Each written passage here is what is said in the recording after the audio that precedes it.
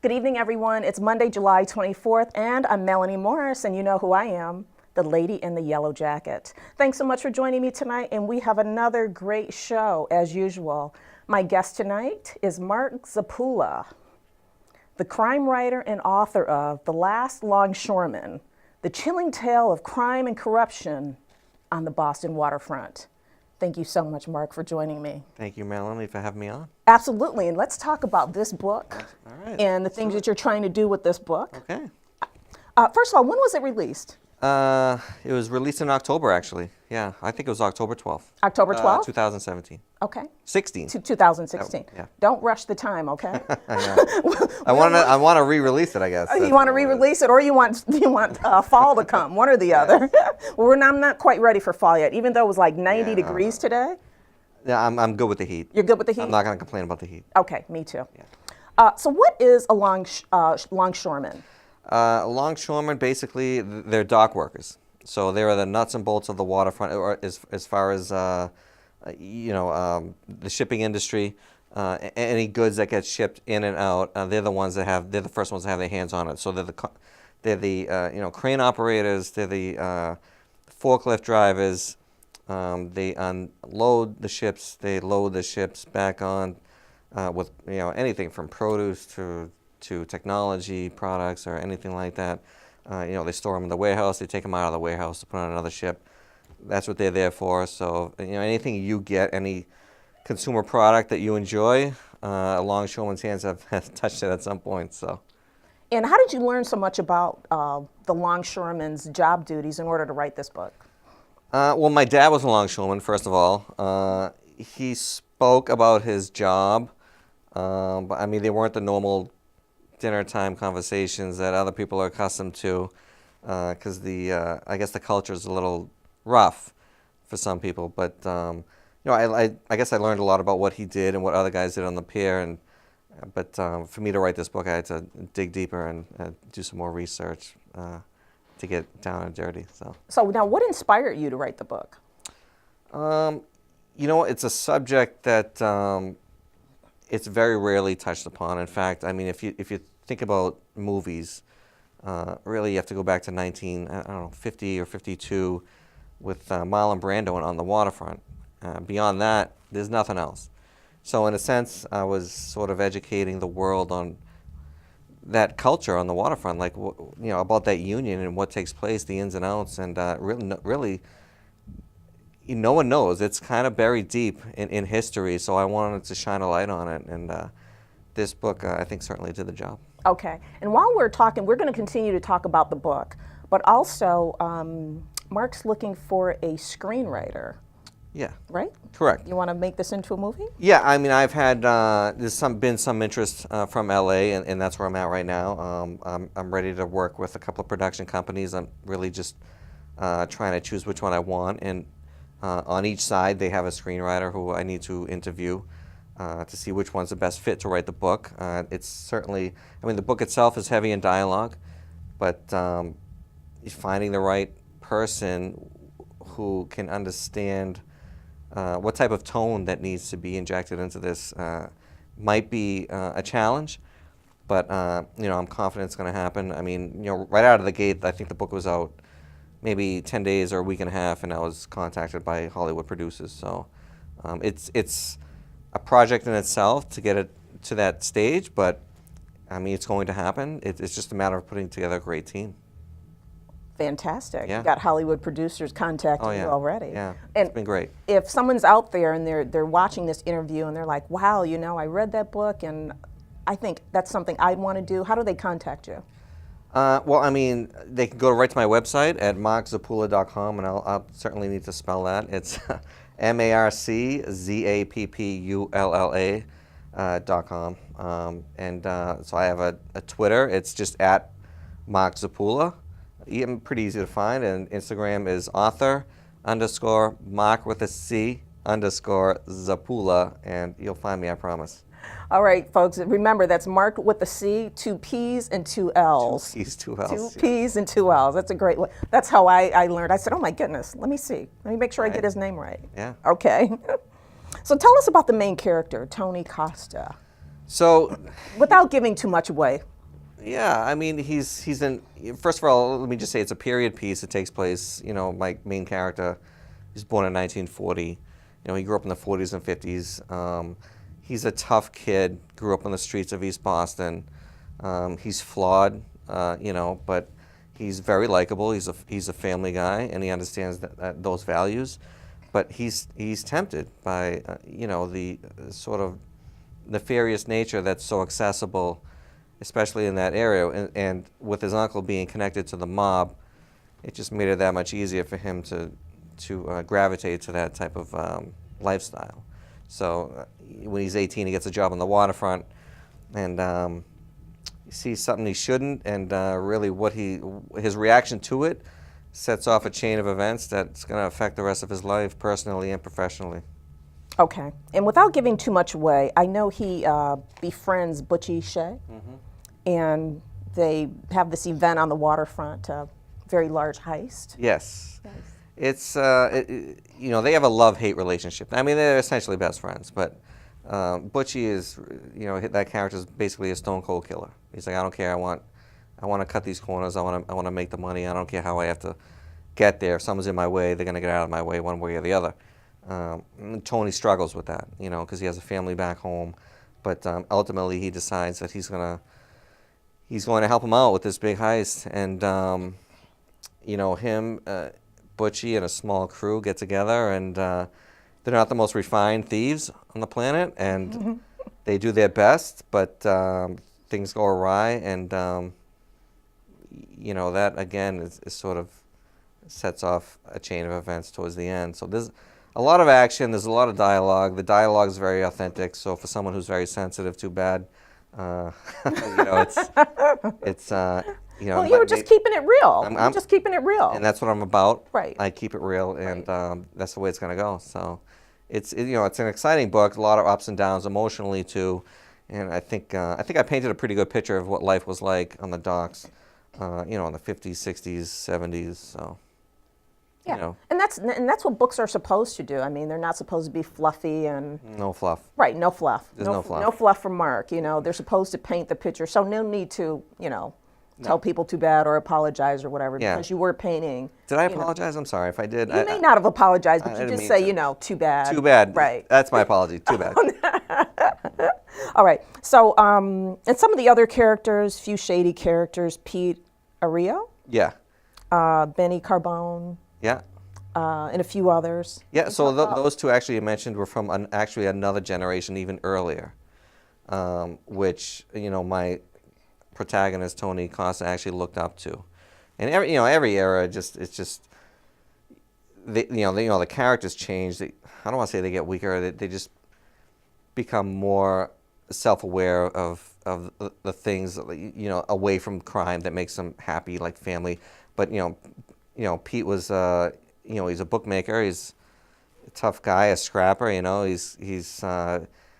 He's done jail time. He beat up a guard. I think. See, I might be giving away too much now, but I think it was Ben. It was just the same thing. He had done some time, and these are guys that Tony had looked up to and wanted to be like him. But again, he faced that struggle all the time because he had a wife, he had kids. What do I do? And ultimately, he makes the call. And I'm not going to say what it is. Okay. All right. You got to read the book to find out what the call is. Yeah. Yeah. Absolutely. So how did you know so much to develop these characters? I mean, did you have family members who were, without implicating anybody, family members who led this lifestyle with?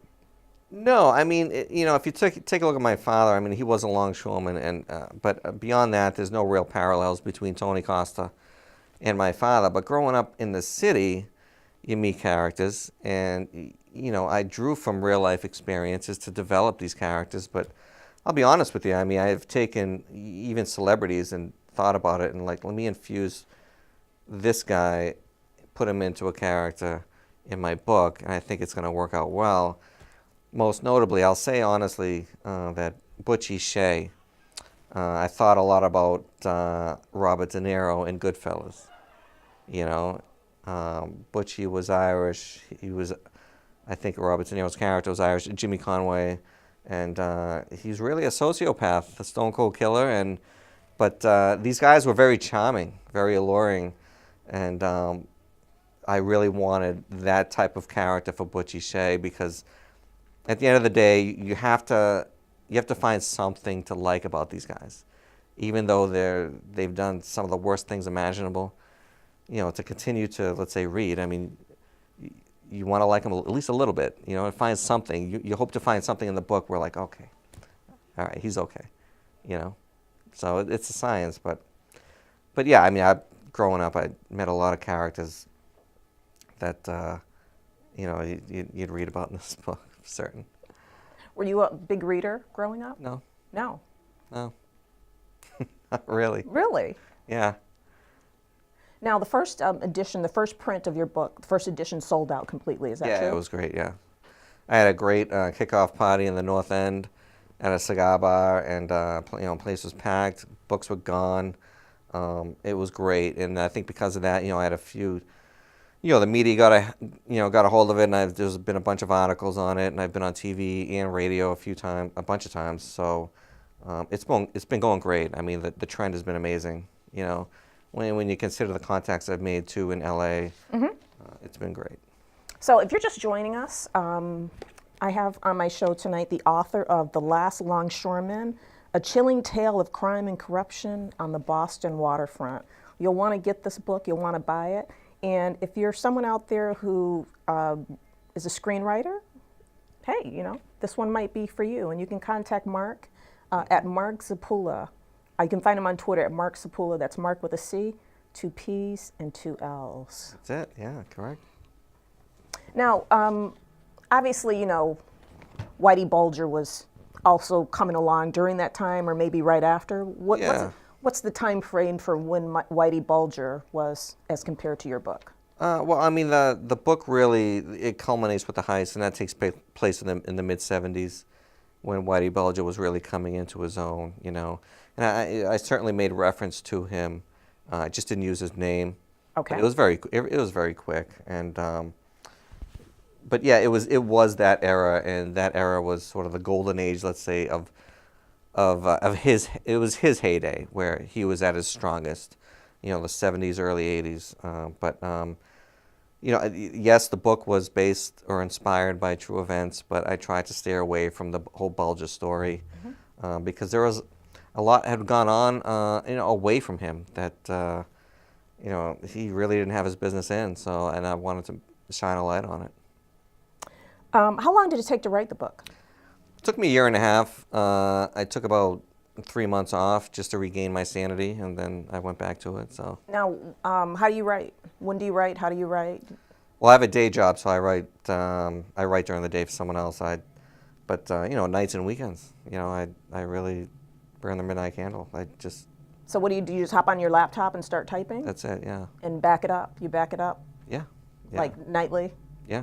As soon as you get done, just in case there's a virus or a crash or you lose your hard drive or something? I back it up on a USB. Yeah, I always do that. Yeah, I got to make sure. It's just too important. I mean, but to be honest with you, I had 3 books on one USB, and I put it in the wash by accident, and the dryer. And what happened? They all came out okay, and I'm telling you, the material was so sensitive because of the first manuscript I had written that never came out. You know, it was about Brian McNamee, who was the trainer of Roger Clemens, and there was a lot of information on there that has never gone out because of legal pushback. And but it survived the wash and the dryer, and I still have it. And a couple of people at ESPN have it right now. But they haven't. You know, they signed non-disclosures, so we're safe. We're okay. Okay, so there's 2 things in there I want to ask you about. So number 1, the moral of the story is probably not to make sure check your pockets before you wash your clothes. Check your pockets. You don't want to take any chances. Technology is amazing these days, but you don't want to take any chances. Right, and then maybe back it up on 2 USB drives. Maybe 2. One for the wash and one for one for the wash and one not for the wash. You want to label them clearly. Yeah. Okay, and let's talk a little bit about. You said there's another manuscript, another book that you were working on that did not get published with Roger. Well, that was the one. Yeah, I mean, you know, Roger Clemens, with the whole steroid era, his trainer and him were both embroiled in that controversy, and it was they were both in Washington testifying, and I wrote Brian's autobiography, and ultimately his lawyers said this cannot come out. I was subpoenaed 3 times, I think twice during the civil suit and once during the criminal suit, and right away I thought I was going to be testifying in Washington, but I was lucky it didn't happen. I turned over the records, and that was it. But the book never actually came out, so there's some great info in there, and it's a lot of pages of, I guess, top secret stuff, but no one's ever going to know about it. So is that a done deal? No one's ever going to know, or is there a possibility in the future where it may come out if some people agree to make this information public? I think, I don't want to say never. I mean, it can come out. I think that there are so many people around today that were involved in it back then that would be interested in it. I think it still has some legs. I just don't know. I don't know if there's interest on the legal end to have it out, and I don't know if it's worth it yet. But I have a lot of stuff in there, and it took a long time. It was too bad. I do. I kind of vaguely remember those hearings with Roger Clemens. Yeah. It was steroids, right? Steroids, oh yeah. Was he using? The book says yeah. The book says yeah? The book, yeah. Brian says yes. So, to be honest with you, I believe Brian. I think he got a raw deal with Major League Baseball as well. But I can't come out and say it's not like I was there or anything. But I do believe Brian McNamee. I think he got hosed, and he won his civil suit. He settled anyway, but he really didn't come out on top in my book. No pun intended. Again, if you're just joining us, my guest tonight is Marc Zappulla, the author of The Last Longshoreman. So you'll want to get this book and read it. It's a great book. Absolutely. Absolutely. What are the longshoreman jobs like today? Do you know? Yeah, I mean, they're very similar to what they used to be, except that there's just more regulations now. There's a story in the book where, you see all the big containers on the waterfront lining, the shores, and, guys used to bust them open on purpose. Like forklift drivers used to dent them, and the guys would go in and take whatever they wanted. These days, they're more closely watched, and it doesn't take a genius to know that there's cameras everywhere anyway. Nowadays, back in the day, they used to, work for other guys who were in prison, work under their Social Security number. That came out about 10 years ago, and just to keep their seniority, The longshoremen would use a Social Security number of somebody who was in prison? Yeah, just to keep their friend, their security, their seniority going. But that ended, and then when the person got out of prison, they would resume their longshoreman job? Sure. Oh, yeah, and, sure. They still got their benefits and their time and the pension, everything. pension. So what about the person who was taking his place? What does he He would have? get rewarded back when the guy came out, and then he would work extra to pay him back. It was really a brotherhood, But yeah, that came out about, I'm not sure how many years ago, but that came out. There was an investigation, and that was uncovered, and so that doesn't happen anymore either. So it's more regulated, but it's still a very prestigious job. Okay. To work there. It's a great union still. I think it'll be there, forever.